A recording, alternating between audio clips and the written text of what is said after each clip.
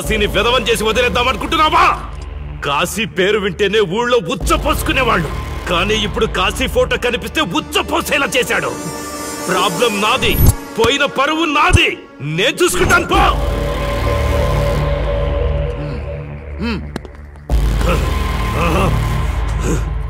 చైత్ర, స్టేషన్కి వెళ్ళొస్తాను. Okay daddy.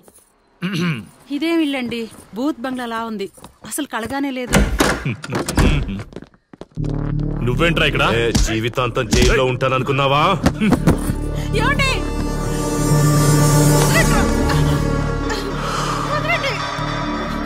నీ ఇంట్లో అసలు అందమే లేదురా.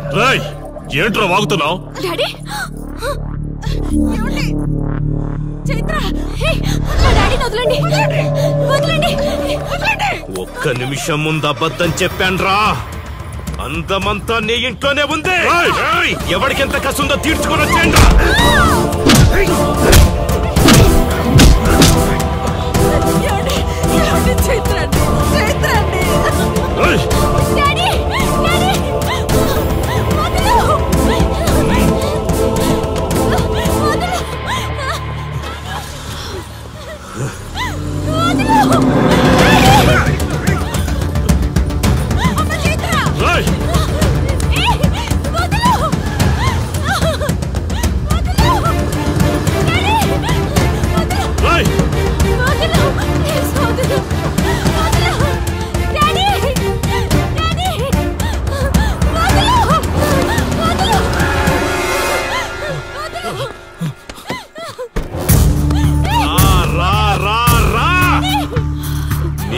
నువ్వు చేసుకో, తప్పు లేదు. నా పెళ్ళాం కేసులో వేలు పెట్టి నా గురించి తెలుసుకోకుండా ఈ ఊర్లో అడుగు పెట్టి నేనంటే భయపడే ఈ జనం ముందు నా మీద చెయ్యి వేశావు, అది తప్పు. చూడు చూడు, నువ్వేం పోలీసోడివిరా? కిలోమీటర్ పరిగెత్తేసరికి ఒంట్లో ఓపిక చచ్చిపోయిందా?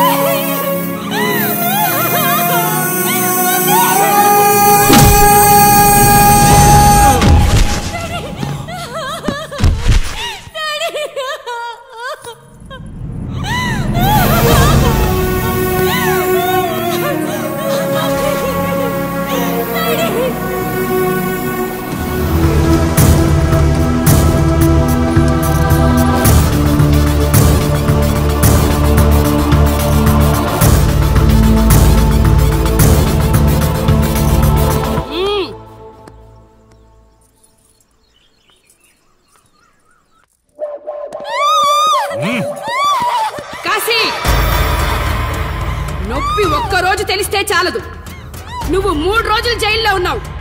అది జీవితాంతం మన ఇంట్లో బందీగా ఉండాలి.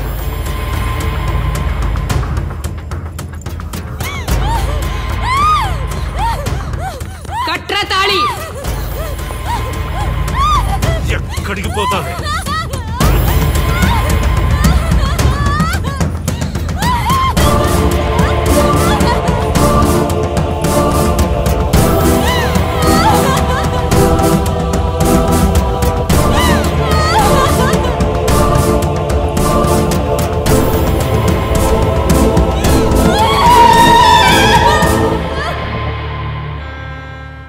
దుర్మార్గుడి నుండి తప్పించుకుని నా దగ్గరకు వచ్చింది. ఆ తర్వాత నీకు తెలిసింది.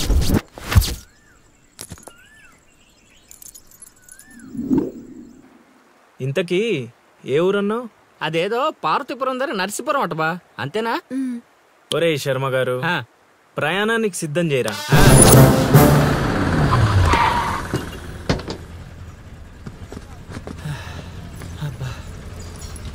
బా, ఊరు చాలా పెద్దదిలా ఉంది, ఎక్కడ వెతుకుతావు?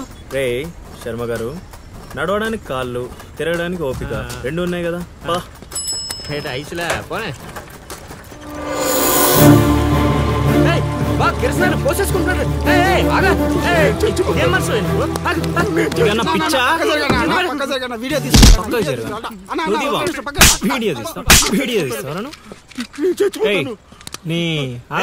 మాట్లాడుతున్నాడు కదా, ఆగలేవా? అసలు నీ ప్రాబ్లం ఏంటి?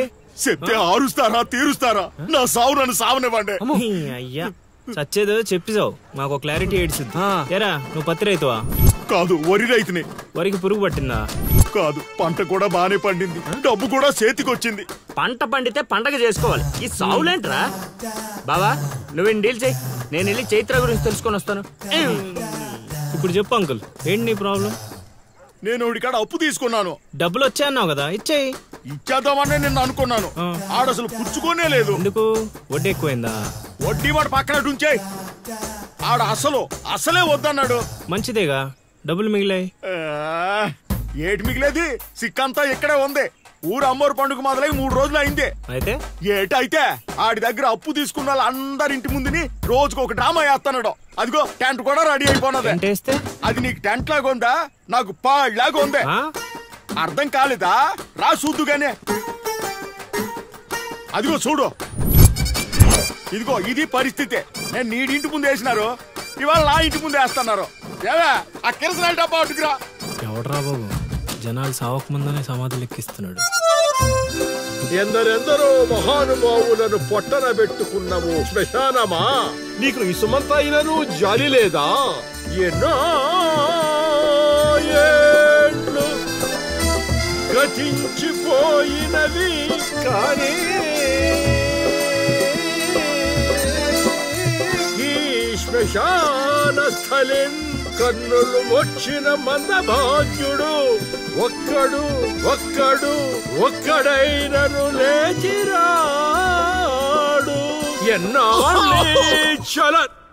ఆహా హార్మోనియం, పద్యం రక్తి కట్టే సమయంలో దగ్గి డిస్టర్బ్ చేసావు కదరా ఎద్దవ్వా. వంకెతకలేనమ్మా, డొంకెట్టుకు ఎలాడిందట. పద్యం మర్చిపోయినని ఒప్పుకోవచ్చు కదా. సాంఘిక నాటకాల హీరోయిన్, ఇంత గొప్ప హరిశ్చంద్ర నాటకములో నా పక్క చంద్రమతి వేషమంటే మాటలా, నాకే కౌంటరా? పద్మశ్రీ అయ్యగారు తాళాల దగ్గర ఇచ్చమంటారా? టైం కాదురా, నే చెప్తాగా. ముందా మంచినీళ్లు, గొంతు శృతి చేసుకోవాలి. గురుగారు, యాదవ సేతురం కాకపోతే రిహార్సల్స్ కూడా ఈ గెటప్లు ఏంటండి? ఒరే హార్మోనిస్టు, వేషం పడకపోతే పద్యానికి గొంతు పెగలదురా. మొదలెట్టండి.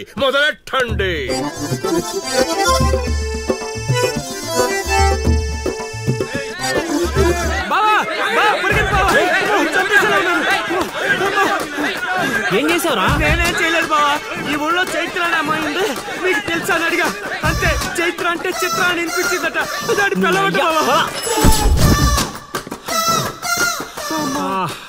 అరే శర్మగా, నీ ఎంత పని చేశారా? చైత్రాన్ని చిత్ర అనుకుంటేనే 10 కిలోమీటర్లు పరిగెత్తించారు బావా. ఇంకా నయం, డైరెక్ట్ గా వెళ్ళి కాశీ గడిని అడగలేదు. కూర్చోబడిపోతుంది బావా. చైత్రని వెతికే రూట్ ఇది కాదురా. మరేంటో తమరే చెప్పండి బాబు.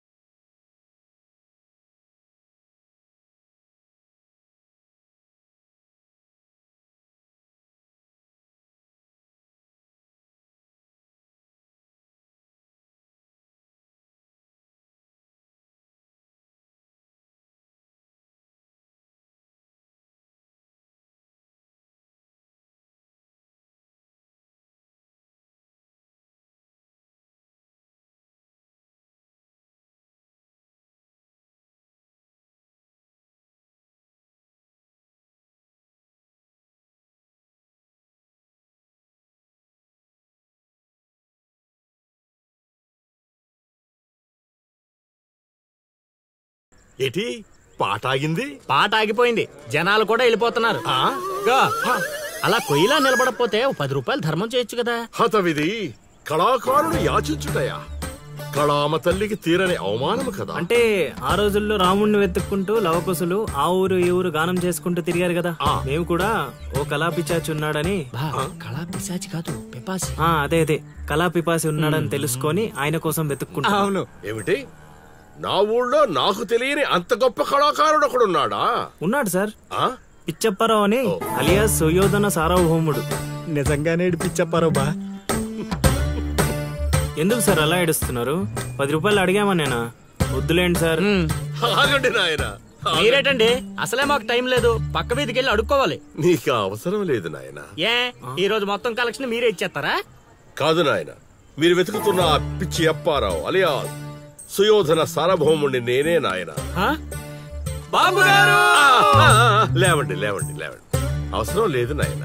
మా కోసం మీరు అడుక్కుంటారా ఏంటి? లేదు లేదు, మీ ఆకలి నేను తీరుస్తాను.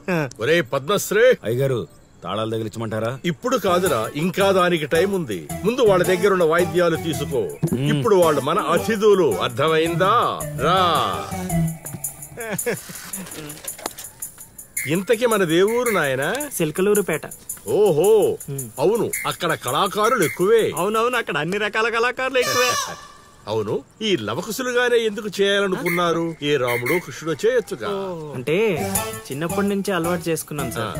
వయసు పెరిగిన కొద్దీ మీసాలు గడ్డాలు పెరిగిపోయాయి. అవునండి, వాటికి ఎరువులు వేయాల్సిన అవసరం గానీ నీళ్లు పోయాల్సిన అవసరం గానీ ఉండదు కదండి, వాటంతటో పెరుగుతుంటాయి. అవునయ్యో, ఈ ఊరంతా నా కళకు అభిమానులే. నా అంత గొప్ప కళాకారుడు కావాలంటే మీరు కూడా నాతో ఉండిపోండి. సార్, ఆ ఇల్లు ఎవరిది సార్? ఏది? అదే కాశీ అని మా బంధువుల ఇల్లే. అదిగో ఎదురుగా వస్తోంది అమ్మవారి ఊరేగింపు, ఆ ఇంటికే వెళుతోంది. చూడు బాబు, ఇదే మా ఇల్లు. ఈ కళాపిపాసి ఆహ్వానాన్ని స్వీకరించండి. రండి. సార్, ఇవన్నీ మీకొచ్చినవేనా సార్? కొన్ని తెచ్చి పెట్టుకుంటే నీకు కూడా వస్తాయి బాబు. పార్వతి, కళని కళాకారుల్ని అవమానిస్తున్నావు. అలానే కదా, బంగారు ప్రాసుల్ని కాస్త ధాన్య ప్రాసులు చేసేశారు. ఆ ధాన్యాన్ని బియ్యం చేసి తింటేనే కదమ్మా బంగారమైన సంపాదించగలం, లేదా బంగారంలో బతకగలం. సహవాడ్ సహవాడ్, నీ మాటతోనైనా కొందరి కళ్ళు తెరుచుకోవాలి. అన్నట్టు వీళ్ళు అర్థమైంది. ఏమే, ఇంకో 2 కంట వండి పడే తినిపోతారు. సత్రంలో తయారైంది కొంప. ఇది 1980లో వచ్చింది, ఇది 90లో వచ్చింది. సార్, ఇవన్నీ మనకొచ్చినవని చెప్పుకోకపోతే బతకలేం సార్.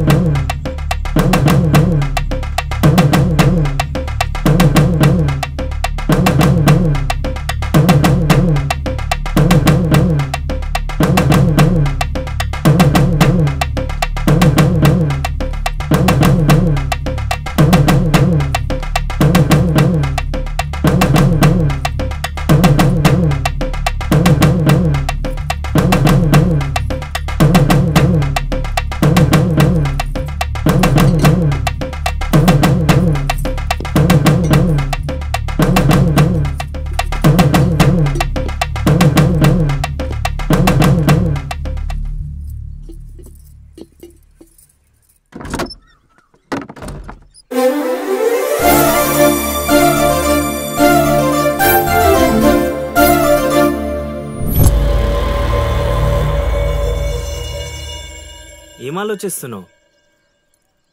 వెళ్ళిపోదాం పద ఇక్కడి నుంచి. ఎక్కడికి? మన ఊరికి. నాకే ఊరు లేదు. మా అమ్మ నాన్న చనిపోయి చాలా కాలమైంది. నేను ఒంటరి. అయినా నన్ను రమ్మడానికి నువ్వెవరు? అదేంటి అలా మాట్లాడుతున్నావు? నీకేమన్నా పిచ్చా? పద వెళ్దాం. ఒక్కసారి చెప్తే అర్థం కాదా? అయినా నీకు నాకు ఏంటి సంబంధం? ఏంటి సంబంధమా? ఒంటరి అన్నావు కదా, అదే ఒంటరిగా ఉన్నప్పుడు నీ మనసును అడుగు. నేను నిన్నెంత ప్రేమిస్తున్నానో నువ్వు నన్ను అంతే ప్రేమిస్తున్నావు అని అదే చెప్తుంది. నేను నీకు చెప్పానా? అయినా నువ్వే గాలికి తిరుగుతావు. ఎప్పుడు ఎలా ఉంటావో నీకే తెలీదు. అటువంటిది నిన్ను నమ్మి ఎలా రమ్మంటావు? అయినా వాడు నన్ను కొట్టుకుంటూ తీసుకొచ్చాడు. ఆ రోజు నువ్వు చూస్తూ ఉండిపోయావు. నిన్నేమనాలి? అదా నీ ప్రాబ్లం. ఈ మాత్రం కన్ఫర్మేషన్ చాలు నేను ఫిక్స్ అవ్వడానికి. అయినా నేను ప్రేమించిన అమ్మాయికి పెళ్ళై ఉండాలని మా గురుగారు ఎప్పుడో చెప్పారు. ఆనందం వస్తే స్టెప్ లేకుండా ఏడ్చి కూర్చుంటారా? ఇప్పుడు చెప్తున్నా విను. తెలియకుండా తీసుకెళ్ళిపోవడం, చెప్పకుండా లేపుకెళ్ళిపోవడం కష్టం కాదు, నాకు ఇష్టం లేదు. తీసుకెళ్ళను లేపుకెళ్ళను అన్నానని నువ్వు దేనికి ఫిక్స్ అవ్వకు. ఎందుకంటే నా మాటకి నేనే ఫిక్స్ అవ్వను. 24/7 ఎప్పుడైనా వస్తా. కొంచెం రెడీగా ఉండే.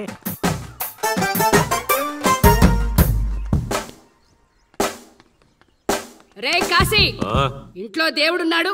ఈ 10 రోజులు పద్ధతిగా ఉండమని చెప్పా నీకు.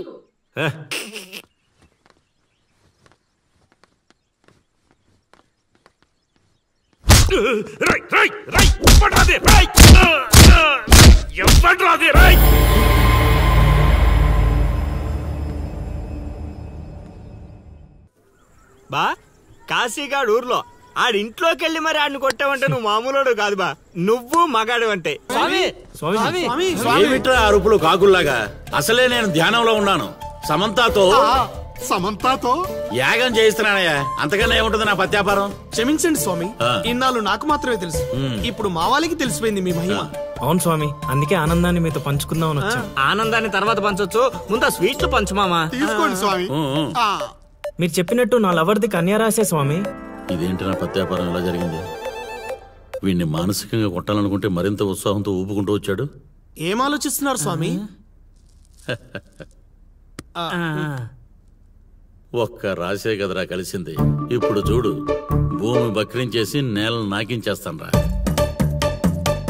నీ తలరాత నేను మారుద్దాం అనుకున్నా. నాకన్నా ముందే రాసిన నీ విధిరాత చాలా స్ట్రాంగ్ గా ఉంది నాయన. నువ్వు ప్రేమించిన అమ్మాయి కన్యారాశిలో పుట్టిన కన్య అయినా సుమంగిలైతే కదా నీ సొంతం అయ్యేది. అర్థం కాలేదు స్వామి. అర్థం కాపోవటానికి ఏముంది నా పత్యాపారం? ఆ కన్య నీది కావాలంటే నీకన్నా ముందే వేరొకరితో కళ్యాణం జరిగితేనే అది నీదవుతుంది. ఇంకో దారి లేదా స్వామి? ఈ దారి కాకపోతే ఇంకో దారి వెతుక్కోవటానికి ఇదేమన్నా గూగుల్ మ్యాపా నాయన? దరిద్రం. ఇక అంతా పత్యాపారమే. పర్లేదు స్వామి, 100కి 35 మార్కులతో పాస్ అయ్యే బ్యాచ్ నేను. ఆల్రెడీ మీరు చెప్పిన రెండిట్లో దాంట్లో పాస్ అయిపోయాను కదా. అంటే 35కి ఇంకో 15 కలుపుకొని 50 వచ్చినట్టే కదా. ఆ అమ్మాయి నీ హైట్ కన్నా 5 సెంటీమీటర్లు తక్కువ ఉంటుంది. అవును స్వామి. నీ వెయిట్ కన్నా 5 కిలోలు తక్కువ ఉంటుంది. అవునా? తెలీదు స్వామి. సరే, నీ కోసం ఇంకొకటి అడుగుతాను, చెప్పు. ఆ అమ్మాయి ఎప్పుడు డల్ గా ఏదో కోల్పోయినట్టు ఉంటుంది కదా? మీకెలా తెలుసు స్వామి? నేను అడిగిన రెండింటిలో నీ దగ్గర ఒక్కదానికే సమాధానం ఉంది. అందుకే చెప్తున్నాను. నువ్వు ఇలా మాట్లాడితే ఆ అమ్మాయిని రాహువు శిక్షిస్తాడు. నేను రక్షిస్తాను. దరిద్రానికి దుమ్ము దులిపి ఫ్రేమ్ కట్టి పూజ గదిలో పెట్టుకుంటానంటున్నావు. ఇక అంతా పత్యాపారమే. ఏదేమైనా స్వామి, వదిలే ప్రసక్తే లేదు. ప్రాణం పోయినా కూడా వదలవా? నేను పోయినా పర్లేదు స్వామి. నేను చెప్పింది నీ గురించి కాదు, అమ్మాయి గురించి. స్వామి నిజమే నాయనా, నీరు పల్లానికి చేరుతుంది. నీ ప్రేమతో ఆ పిల్ల ప్రాణాలు పంచభూతాల్లో కలిసిపోతాయి. ఇక అంతా పత్యాపారమే. అవన్నీ ఇక్కడ పెట్టి బయలుదేరండి. నమస్కారం. నన్ను దీవించండి స్వామి. అతి వినయం దూర్త లక్షణం.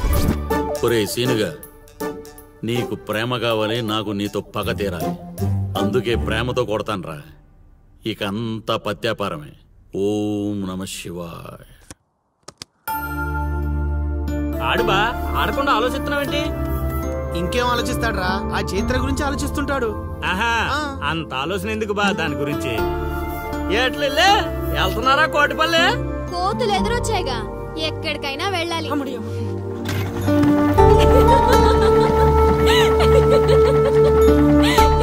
వాళ్ళకి మంచి పని చేసావే.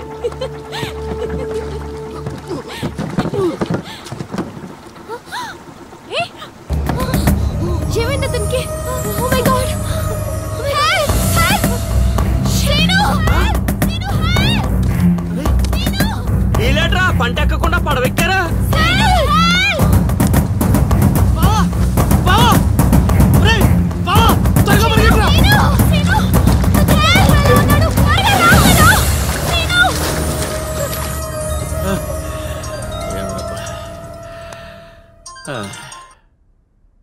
గురుగారు చెప్పు నాయనా.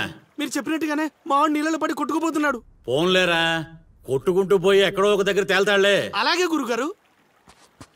ఆ సీనుగారిని గంగపాలు చేద్దాం అనుకున్నాం. ఆడే గంగపాలు అయిపోయాడు. ఓం నమః శివాయ. ఇక నిశ్చింతగా పడుకోవచ్చు.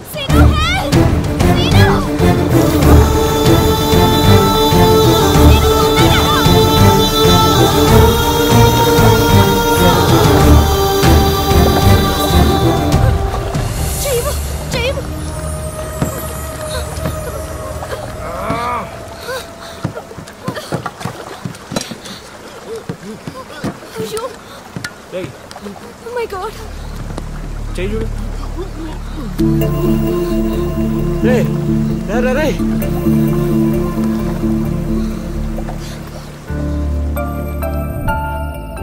ఏ మాటగా మాట చెప్పాలి. మరే ఊరంతా అదే అనుకుంటున్నారు. వాడు బాధ్యత తీసుకుంటే ఎంత రిస్కైనా చేస్తాడు పెదవ.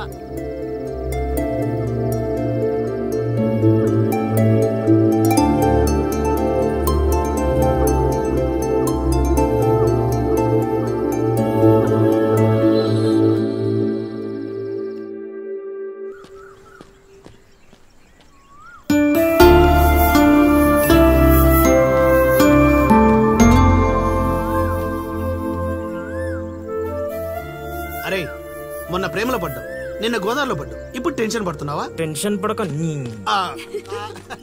ఇక్కడనమ్మా. అదిగో చైత్ర వస్తుంది. అయినా వాడు పిలిస్తే మనం వెళ్ళాలా? అది కాదే, నిన్న అంత రిస్క్ చేసి అతన్ని కాపాడాడు కదా, థ్యాంక్స్ చెప్తే బాగుంటుందిగా. నువ్వు ఎంత మంచిదానమ్మా. కొందరు ఉన్నారు బ్రెయిన్ బీరువాలో పెట్టి నోటిని డ్రైన్ లా వాడతారు. దేనికి? ఇంకెందుకు, తిట్టడానికి తినడానికి. ఏంట్రా అంటున్నావు? నువ్వు విన్నావుగా, నేను అన్నది అదే. పదని. Thanks scene. యాక్చువల్లీ నేనే నీకు థ్యాంక్స్ చెప్పాలి, పిలవగానే వచ్చినందుకు. ఏంటి విషయం? ఏం లేదు, నేను మా గురుగారిని కలిశాను. అయితే కంట్రోల్ యువర్ సెల్ఫ్. వసుదేవుడు అంతటి వాడు గాడిది కాళ్ళు పట్టుకున్నాడు. కొద్దిసేపు బీపీ కంట్రోల్ చేసుకో. పెద్దవాడిని ఎందుకు చెప్తున్నానో విను. అది నాకేదో వీళ్ళ మీద డౌట్ కొడుతుంది. లోపల ఏదో జరుగుతుంది. పద వెళ్ళి చూద్దాం. ఏం జరుగుతుంది లోపల? ఏంట్రా ఇదంతా? ఏర్పాట్లు చేసిన వాళ్ళని చెప్పమా, తొక్కలో కంగారు. ఏంటి సీను ఇదంతా? అది అలా నసుగుతావేంటల్లుడు, మ్యాటర్ చెప్పేయకుండా. నీ జాతకాలు బాలేవని మా గురుగారు చెప్పారు. అయితే నిన్ను ఆ అరటి చెట్టుకిచ్చి పెళ్లి చేస్తే అంత బాగుంటుందంట. నా పర్సనల్ విషయాల్లో ఇంటర్ఫియర్ అవడానికి నువ్వెవరు? అది కాదు చైత్ర. చేతి కాదు, నువ్వు అల్లరి మాత్రమే చేస్తావనుకున్నా, కానీ ఇలా అల్లరి పాలయ్యే పనులు చేస్తావని అనుకోలేదు. అయినా నా గురించి నీకు ఏం తెలుసని నీ ఇష్టానికి బిహేవ్ చేస్తున్నావు. అయినా వాడితో మాటలంటే చెప్పు తీసుకుని కొట్టక అసలు పిలవగానే రావడం మనది తప్పు. పద వెళ్దాం.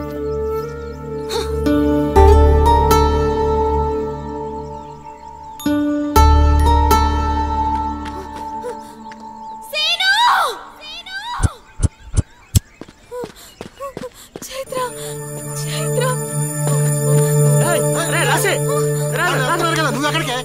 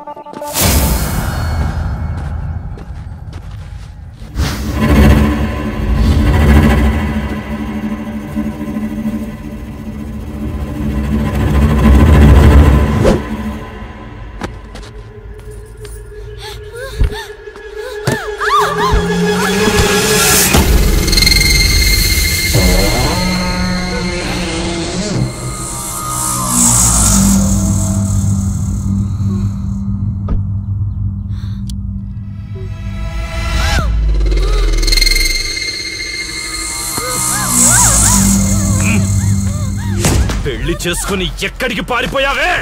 ఎక్కించండ్రా.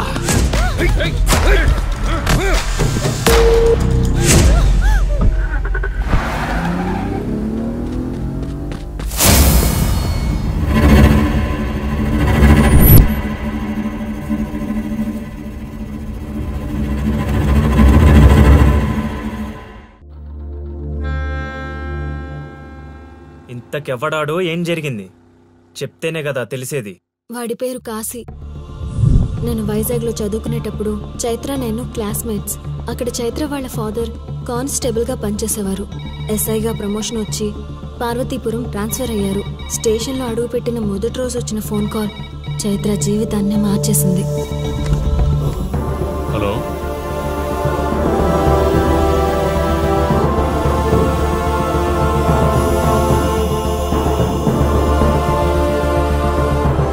ఏ ఊరు?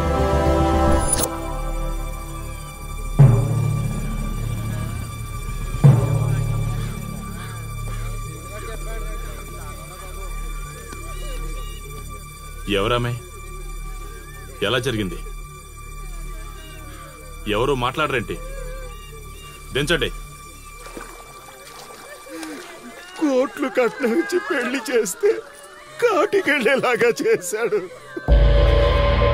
సార్ ఇప్పుడు వచ్చిన ఎస్ఐ కానిస్టేబుల్ నుంచి ఎస్ఐగా ప్రమోట్ అయ్యాడు సార్. సార్ మనం ఏం చేసినా చూస్తూ ఊరుకోవడానికి అతను మామూలుడు కాదు సార్.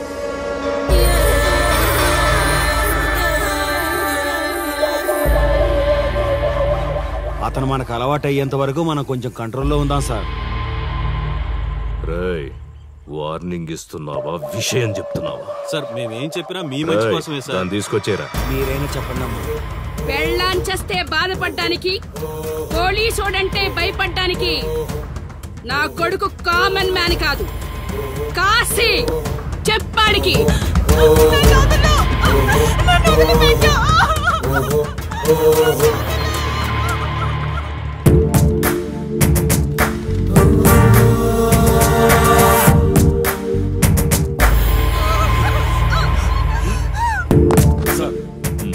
మీరున్నారంటే ఇక్కడ ఎంక్వైరీ చేయడానికి వచ్చాం సార్. కాశీ అంటే ఎవడెక్కడ? నా కొడుకు ఊళ్ళో లేడు. వస్తే కౌరెడతా, అప్పుడు రా. కనిపిస్తే అరెస్ట్ చేసి నీకు కబురెడతా, అప్పుడు నువ్వే రావాలి. నీ పెంపకం కరెక్ట్ కాదు. పదండి.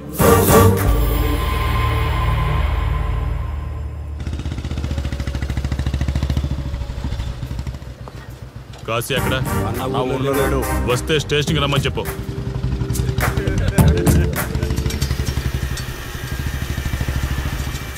కాశీ ఉన్నాడా? ఇక్కడ లేడు. ఏమిటి సార్ ఆలోచిస్తున్నారు? ఆ కాశీ గురించేనా? మీరు ఈ ఊరికి కొత్త సార్. మీ కొత్తగా ఉంటుంది, వింతగా ఉంటుంది. మాకంతా అలవాటైపోయింది సార్. సార్ ఇతనిపై 120 కేసులు పైగా ఉన్నాయి సార్. అవి ఈ కాగితాలకే పరిమితమైనాయి సార్. ఈ పార్వతీపురం మండలంలో ఏ రాజకీయ నాయకుడు గెలవాలన్నా ఇతని మద్దతు తప్పనిసరి సార్. ఇతను 10 సార్లు గంజాయి స్మగ్లింగ్ చేస్తూ దొరికాడు సార్. పైగా 20 సార్లు దొంగ నోట్లు ముద్రిస్తూ పట్టుబడ్డాడు సార్. అంతెందుకు, మీరు అరెస్ట్ వారెంట్ పట్టుకుని తిరుగుతున్నారే, ఇలా చాలా మంది తిరిగారు సార్. కుదిరితే కొన్నాడు, కుదరకపోతే కొట్టాడు. మనకు కుటుంబాలు ఉన్నాయి సార్. నీ పేరుంటేనే వణుకు పుట్టాలన్నా.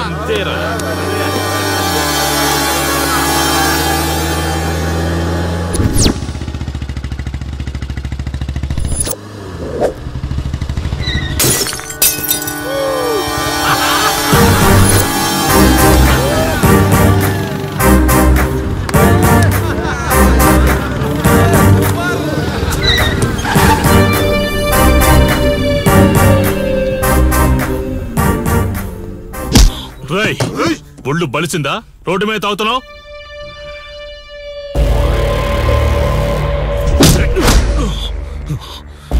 ఈ నర్సీపురం ఊర్లో కాశీ ఒంటి మీద చెయ్యేసావంటే కార్తికి టికెట్ కన్ఫర్మ్ అయినట్టే. కరెక్ట్ గా దొరికావురా.